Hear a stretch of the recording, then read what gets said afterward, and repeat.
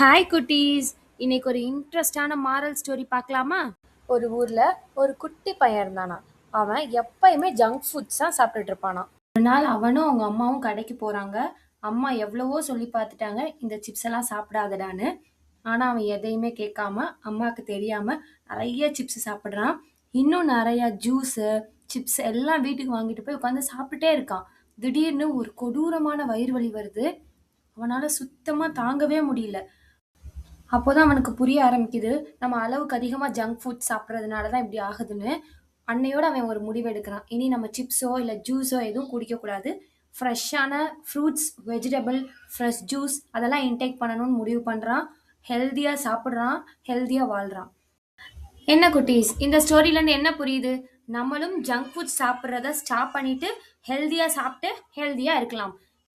உங்க ஃப்ரெண்ட்ஸ் யாரெல்லாம் ஹெல்தியா இருக்குன்னு நினைக்கிறீங்களோ அவங்களுக்கு மறக்காம இந்த வீடியோவை ஷேர் பண்ணுங்க, சப்ஸ்கிரைப் பண்ணுங்க, லைக் பண்ணுங்க. Thank you.